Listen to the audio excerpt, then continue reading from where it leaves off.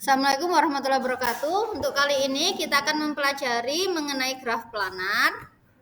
Apa itu graf planar? Di sini didefinisikan sebagai graf yang dapat digambar pada bidang tanpa persilangan antara dua sisi yang berpotongan secara geometris.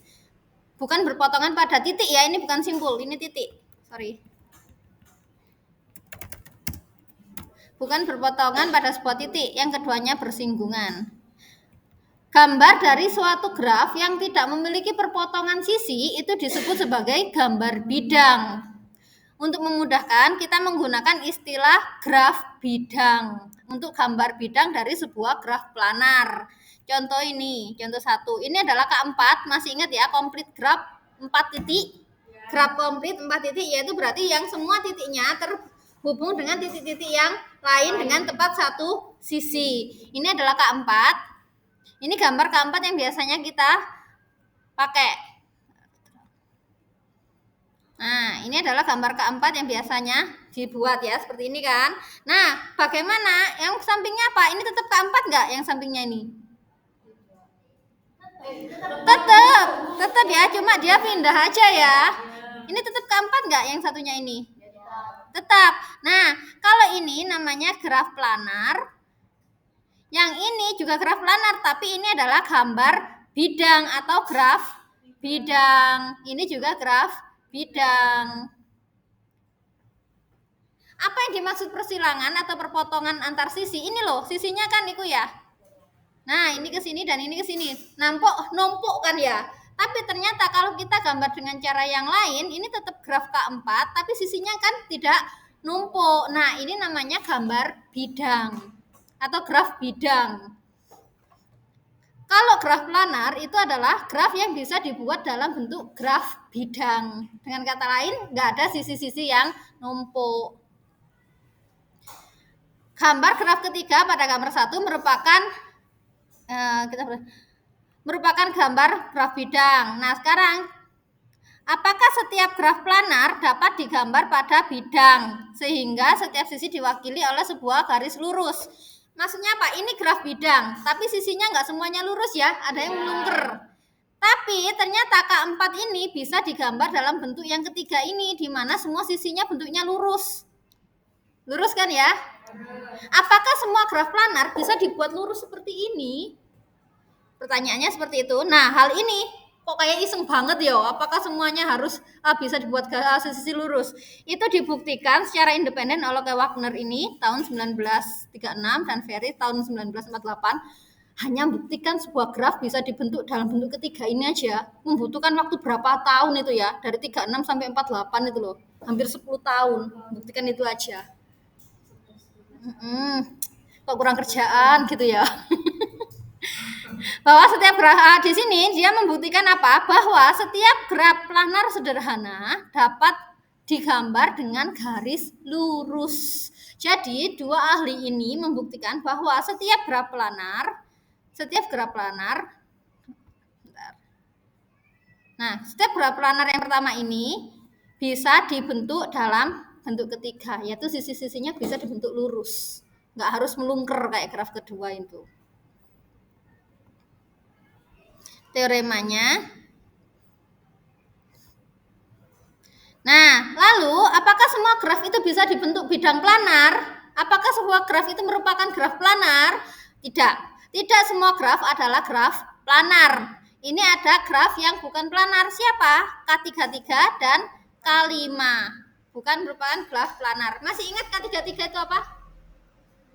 Enggak. K33 itu adalah komplit bipartisi 3 dan 3. Kalau kita buat komplit bipartisi 3 dan 3 itu 1, 2, 3. Ini kemarin ya pernah graf khusus itu ya, connect vertex.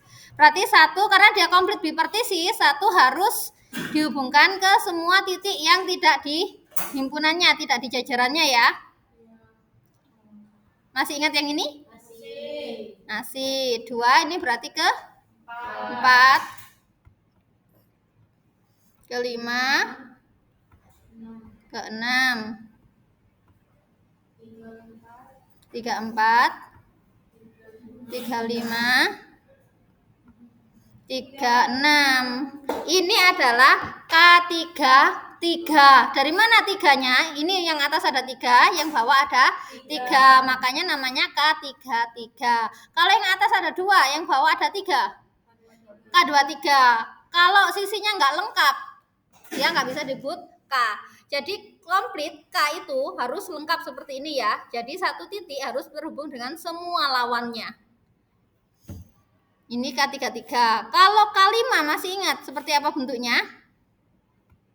Ini kan yang dipakai K33 dan K5. K5 masih ingat nggak? Komplit 5 titik. Ini. Ya bentar. Ini K33, sorry. K5. Ini K5. Ya, 5 titik. Jadi kalau kita gambar K5 itu add vertex dulu 1 2 3 4 5 titik.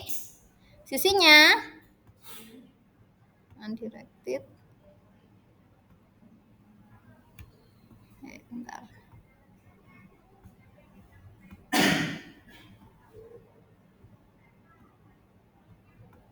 Nah, ini kan sudah terhubung semua ya. Berarti sekarang ke 9.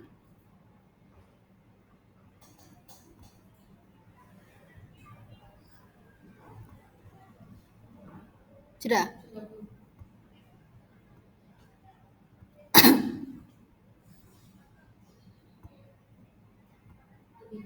Nah, ini yang disebut K5. Komplit 5 titik. Kalau K7 berarti 7 titik. Kalau K11 ya 11 titik. Nah, di sini ada teorema yang mengatakan kalau K33 dan K5 itu bukanlah graf planar. Berarti dia nggak bisa dibuat gambar bidang. Bagaimana caranya? Di sini ada pembuktiannya. Dikatakan bahwa K33 itu adalah, misal andai ya, pengandaian, dia pakai kontradiksi ini. Andai K33 itu planar, berarti kan K33 bisa dibuat dalam gambar bidang. Kalau ada K33, maka dia akan ada cycle. Cycle-nya apa? UV, VW, WX, XY, YZ, kembali ke U. Kalau ada K33, dia pasti ada gramnya seperti ini. Pasti akan ada cycle seperti ini. Loh Bu, ini apa ini K33? Kok gak kayak tadi gambarnya? Coba dilihat ini, yang gak terhubung. U, W, ini gak terhubung ya. Yang satu kelompok ya, sama Y. Nah, ini yang kelompok atas, misal ya. Berarti V, X, dan Z itu yang kelompok bawah tadi ya. Jadi gambar yang saya gambar di sini tadi bisa dibentuk seperti gambar A. Nah, sekarang UX ini sisi ya, meskipun dia dibuat titik-titik. K33 tadi kan memiliki cycle ini ya, yang ini pasti ada cycle ini. Nah, sekarang tinggal di sini kita lihat ada berapa sisi yang bersilangan. Berapa sisi yang bersilangan? 3. Ada 3 sisi yang bersilangan. Misal UX, sisi UX kita pindah. Sisi UX kita tarik biar dia keluar. Ada berapa sisi yang bersilangan? 2. Siapa yang harus kita tarik keluar agar dia nggak bersilangan? Kalau VY nanti bersilangan dengan UX. ZW bersilangan dengan UX lagi. Nggak bisa, jadi dia nggak akan, dia pasti punya sisi satu, setidaknya 2 pasang sisi yang bersilangan. Jadi K33, nah gini. Sekarang sisi WZ harus terletak seluruhnya di dalam segi 6 dan seluruhnya di luar. Kita akan bahas kasus WZ ini. Nah, tadi WZ-nya kan ditarik keluar ya. Maka sisi tersebut terletak di luar segi 6. Tadi yang saya bilang. Sekarang tidak mungkin untuk menggambarkan VY kalau dia tidak melintasi UX atau WZ. Jadi dia mau ditaruh keluar nutupi WZ. Kalau dibiarkan di dalam nutupi apa? UX. Nah, ini akan menjadi kontradiksi bahwa K33 ternyata adalah bukan planar. Bagaimana dengan K5?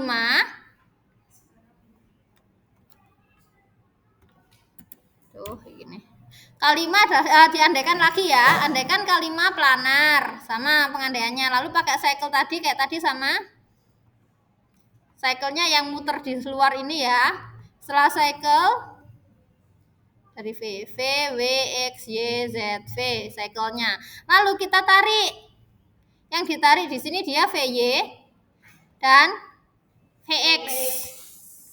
VY ini ya dan VX. Sekarang tinggal satu yang bersilangan. Siapa? YW dan ZX. Kalau kita tinggalkan di dalam, YW akan bersilangan dengan ZX. Kalau kita tarik keluar, YW-nya akan bersilangan dengan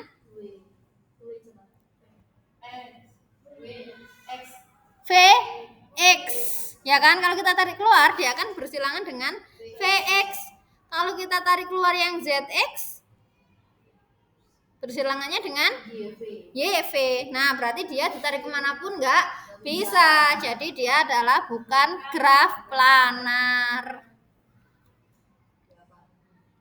Nah, sekarang perhatikan bahwa kalau ada subgraf dari kalau ada graf planar, maka subgrafnya juga pasti planar. Kalau ibunya planar, anaknya pasti planar. Tapi kalau anaknya bukan planar, ibunya pasti juga bukan planar. Ya, dibalik ya. Kalau ibunya planar, anaknya pasti planar. Tapi kalau anaknya bukan planar, ibunya pasti bukan planar. Jadi dari ini tadi kan yang sudah terbukti bukan planar itu K33 dan K5. Semua graf yang mengandung K33 dan K5 atau K5 sebagai subgrafnya, dia bukan graf planar.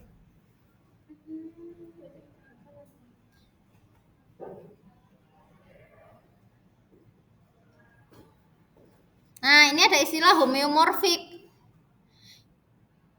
Jadi ini tadi kan ini kalau graf yang ini tadi seret ini langsung titiknya. Lalu titik ini. Ini tadi kan K4 ya. K4 tadi yang awal. K4 kan tadi planar. Graf homeomorfik itu graf apa sih? Graf homeomorfik adalah penambahan titik-titik ini loh, ditambahi titik baru, ditambahi titik baru, ditambahi titik baru. Pada K4, dia akan membuat graf baru yang ditambah titik-titik ini tetap menjadi graf planar. Jadi bagaimana kita membuat suatu graf planar yang sudah ketahuan planar itu kita tambah titik-titik baru. Itu namanya homeomorfis. Jadi ini hanya istilah, bukan homomorfis ya, bukan homomorfisme ya. Homeomorfis ini hanya sebuah istilah saja, yaitu penyisipan atau penghapusan, bukan simpul ini titik. Lupa kemarin. Titik-titik berderajat 2 tidak relevan dengan pertimbangan planaritas. Akan tetapi ini memungkinkan untuk menyatakan hasil yang diketahui pada teorema Kuratowski sebagai syarat cukup dan syarat perlu dari suatu graf planar. Sebuah graf planar adalah jika dan hanya jika graf tersebut tidak memiliki subgraf yang homeomorfis terhadap K5 atau K33. Ya nanti ganti sendiri ya di file yang saya kirim ya. K5 atau K33. Jadi syaratnya cuma itu aja. Kalau grafnya tidak punya itu, maka dia nggak punya subgraf K3 atau K33 atau K5, maka dia planar jika dan hanya jikanya. Kita menggunakan teorema ini untuk mendapatkan kriteria lain dari planaritas. Jadi syaratnya graf planar itu apa sih? Itu yang mau dicari. Nah, ini kan K berapa ini? K5. Ini ada sebuah graf, ini namanya graf Petersen. Ini namanya graf Petersen. Bentuknya kayak bintang dalam itu ya, dalam segi 5 ya. Ini graf Petersen. Graf Petersen ini kalau kita tarik titik ini ke sini, titik ini ke sini, contractible, kita tarik ya. Maka dia akan menjadi K5. Dengan kata lain apa? Graf Petersen ini merupakan dikontraksikan menjadi K5, maka graf Petersen bukanlah graf planar. Sebuah graf adalah planar jika dan hanya jika tidak memiliki subgraf yang dikontraksikan ke K3 atau K5 atau K33. Jadi Peterson graph ini bukan graf planar. Kenapa? Karena kalau ditarik dia jadi K5. Jadi yang pertama tadi teoremanya mengatakan kalau punya subgraf tidak planar, subgrafnya kalau ada K5 atau K33 maka dia bukan planar. Nah, kalau yang di sini graf planar kalau subgrafnya dikontraksikan tidak memiliki subgraf yang kontraksi hasilnya ke K5 atau K33. Nah, sekarang bagian ini akan kita perkenalkan yang namanya crossing number atau bilangan persilangan dari sebuah graf. Crossing number itu adalah banyaknya sisi yang bersilangan. Ini udah nggak bisa dipindah lagi kayak tadi ya, itu crossing numbernya. Jika kita menggambar K5 dan K33 pada bidang, kayak tadi ya kita tarik K5 dan K33, berapa tadi yang bersilangan? 2.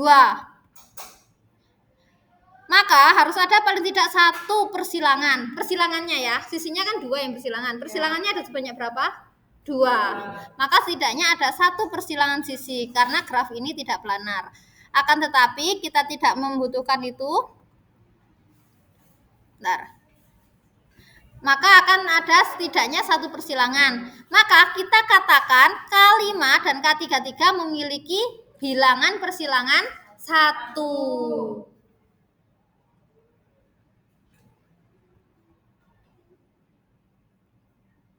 Ini ya K5. Ini bilangan persilangannya ada di sini dan di sini.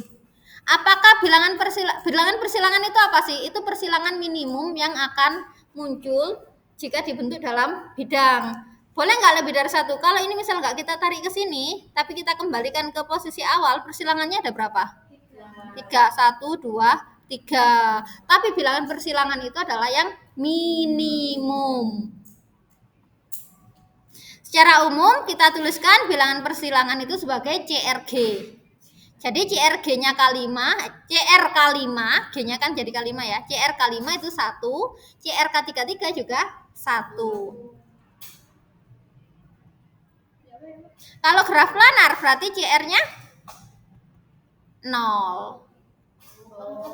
Kan nggak ada persilangan. Ini yang dimaksud persilangan ya. Berarti silangannya nggak 2. Yang ini.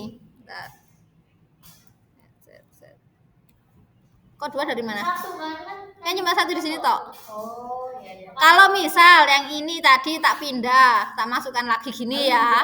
Baru ini kita hitung 1, 2, 3. Tapi ini bukan bilangan persilangan. Kenapa? Karena masih ada lebih kecil yaitu 1. Persilangannya 3, tapi bilangan persilangannya 1.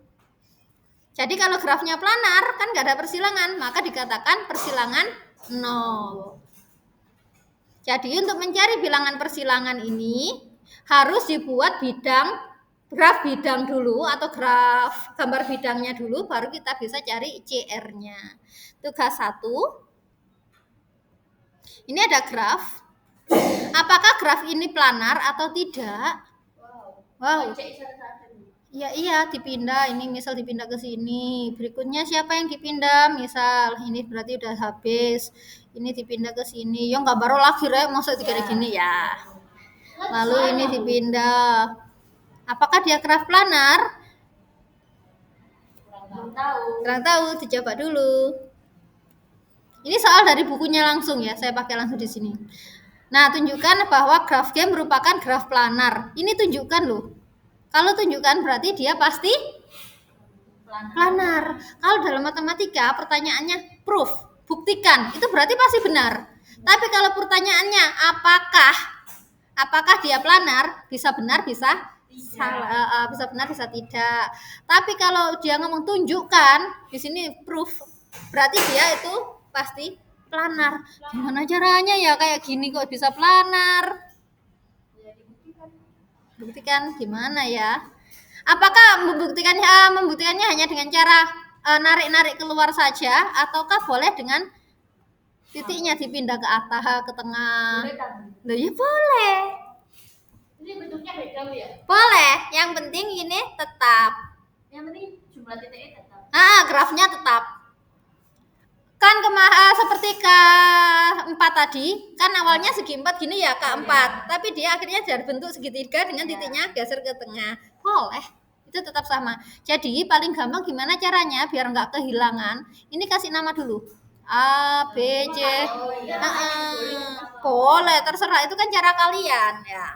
Lalu nanti diubah-ubah areanya, tapi keterhubungannya tetap. Kalau A dengan B dan C dan D, ya berarti A tetap dengan B, dengan C, dengan D. Sisinya nggak boleh berubah. Apa sisinya boleh dilengkung-lengkung? Boleh, tapi harus tetap terhubungnya sama ya. Paham? Ganti dulu, kasih nama boleh. Lalu nanti diubah. Carilah bilangan persilangan, berarti CR ya. Bilangan persilangan dari K43. K43 seperti yang saya gambar tadi ya. Ini kan K33. Kalau K43 berarti yang atas 4, bawah 3. Boleh nggak Bu yang bawah aja 3? Bawahnya aja 4. Boleh.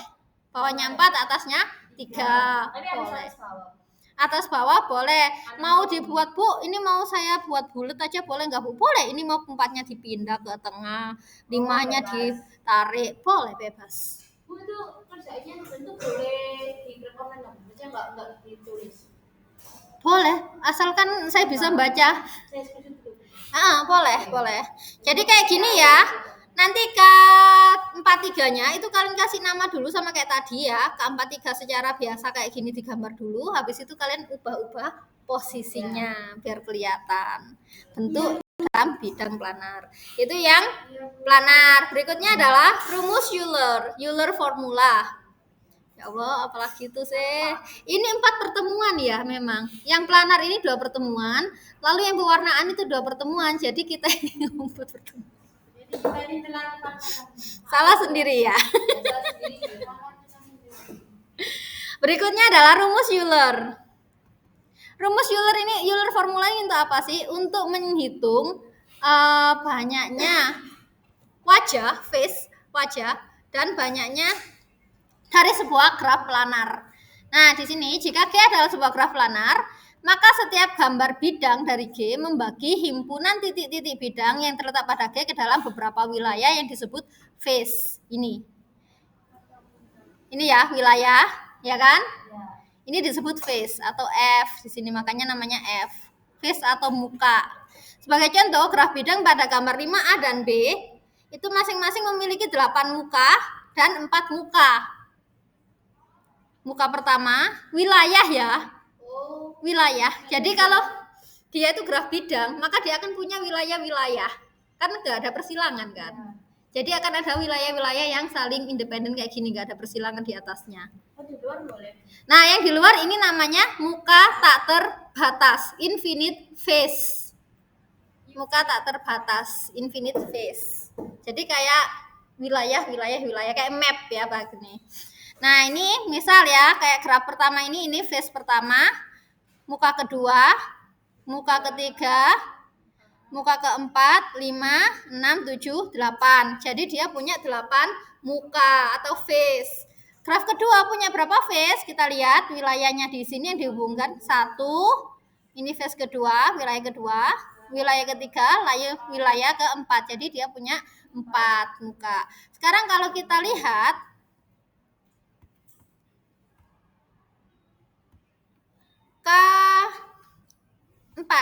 K4 tadi gini ya, K4 itu. Nah, connect vertex 1, ya Allah. 1, 2, 1, 3, 1, 4. Lalu udah ya.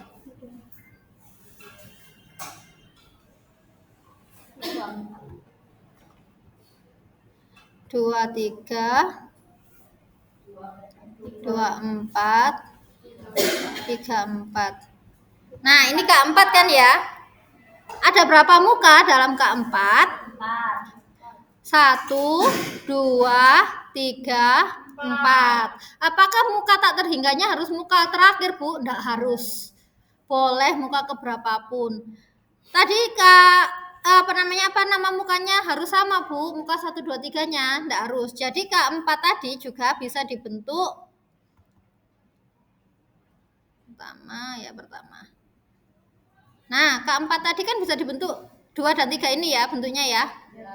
Ini kan muka 1, 2, 3, 4. Nah, yang kedua ini kelihatan nggak ya? Kelihatan ya. Misal ini saya mau pakai muka 1, muka 2, yang ini muka 3, yang ini muka 4. Boleh nggak, Bu? Boleh. Jadi penamaan muka itu suka-suka Anda. Yang di luar ya. Pasti ada satu yang di luar. Itu namanya muka tak terbatas. Ini infinite space ya.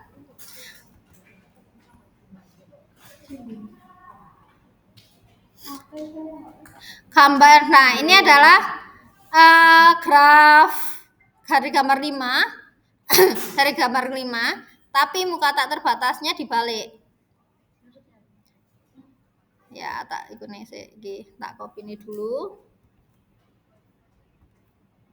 Waduh, enggak jadi satu ternyata. Gini aja, kelihatan enggak yo? Ntar tak kecilkan ya. Untuk membandingkan biar kelihatan. Nah, yang graf ini sama graf ini itu adalah graf yang sama, ya enggak? Oh, dibalik. Lihat F2-nya kan di sini ya. Ini ya. Jadi semuanya ini dimasukkan ke dalam segitiga yang ini. Jadi muka tak terbatasnya adalah F3. Jadi gambar, makanya saya bilang tadi, kadang dia menjadi muka tak terbatas, tapi kalau gambarnya diubah dia bisa aja menjadi muka terbatasnya. Jadi suka-suka ya, tergantung gambar grafnya. Tapi itu harus diputar tuh, apa enggak? Ini diputer. Misalnya masuk. Kita gambar muka Bu ya. Itu diputar bentuk lain apa enggak? Putar bentuk planar, harus beda graf planar harus graf bidang dulu. Harus gambar bidang. Ya. Kan graf planar itu tadi gambarnya kadang ada yang bersilangan ya, tapi kan dia sebenarnya bisa dibuat tanpa persilangan. Jadi dia harus dibuat tanpa persilangan dulu, baru kita cari muka. Apakah harus lurus-lurus kayak gini, Bu? Boleh nggak, Bu, yang belok-belok tadi? Boleh yang belok-belok tadi, nggak harus yang lurus. Bu, tadi planar itu nggak ada tumpuannya? Iya, yang nggak ada tumpuannya itu adalah yang planar. Nah, dari sini ada teorema Euler. Apa teoremanya? Misalkan graf G adalah sebuah gambar bidang. Gambar bidang yang kayak gini ya, berarti kan nggak ada persilangan. Itu namanya gambar bidang. Dari sebuah graf planar terhubung. Misalkan N, M, F. N ini adalah banyaknya titik. M adalah sisi. F adalah muka. Maka berlaku kalau dia graf planar dan sudah dibuat gambar bidang, maka berlaku apa? Titik dikurangi sisi sama dengan ditambah muka, dia pasti sama dengan 2. Ini titiknya berapa?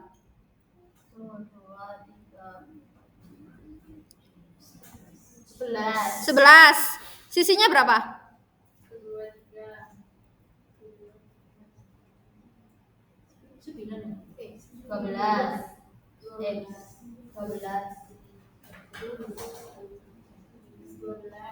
N-nya 11, M-nya berapa? 12. Yang lain juga dihitung ya.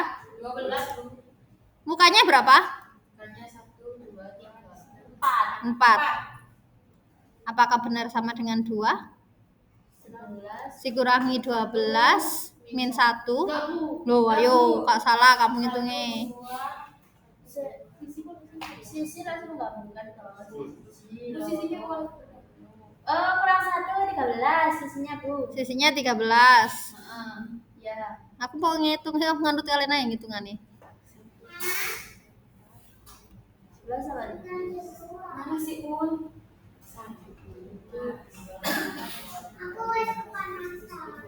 Bukan Cepet 13 sih, kok nak cumi ini loh.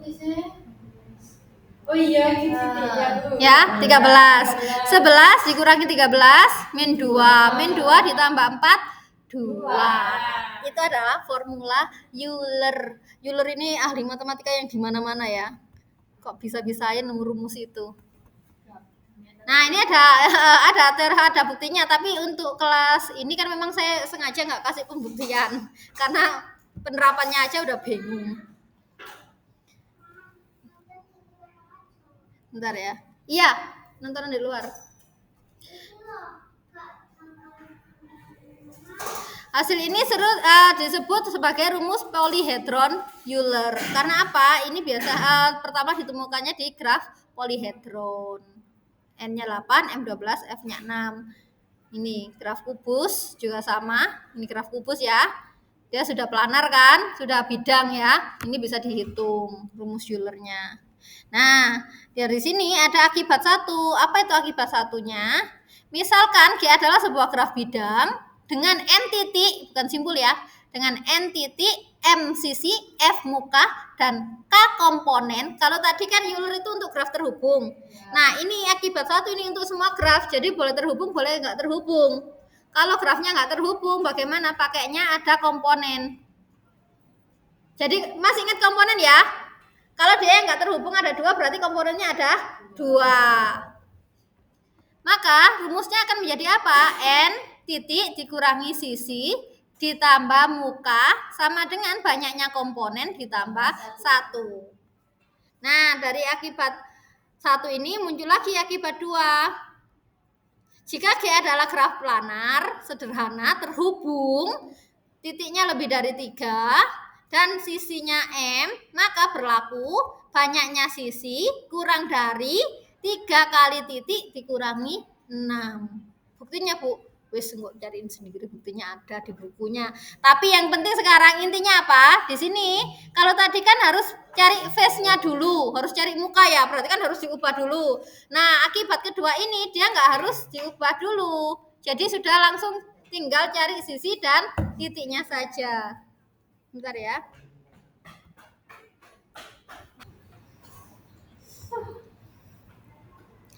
Nah, akibat yang kedua, sebagai tambahan, jika G tidak memiliki segitiga, tahu ya kayak tadi ada yang gambar segitiga kan? Cycle 3. Maka banyak sisi kurang dari 2 kali titik dikurangi 4. Itu adalah syarat sebagai planar. Nah, ya. Teoremanya, setiap graf planar sederhana mengandung sebuah titik berderajat paling banyak 5. Apa kalau ada titik berderajat 6 pasti bukan planar? Belum tentu, bisa planar bisa enggak. Di sini kan hanya mengandung sebuah simpul berderajat paling banyak 5. Tugas. Verifikasi teorema 1 dari Euler berlaku pada graf gambar 5. Teoremanya yang mana, Bu? Tadi Teorema Euler yang tadi. M plus gambar 5. Nah, itu tadi, Bu. Gambar 6. Ini ya gambar 5 ya, dua graf ini. Ya. Eulernya ya ini teorema 1 Euler. Ya. N min M plus F sama dengan 2. Tadi udah ya, yang pertama ya, yang kedua ya. Lalu, verifikasi bahwa teorema Euler juga berlaku pada graf K27. Ya, K27.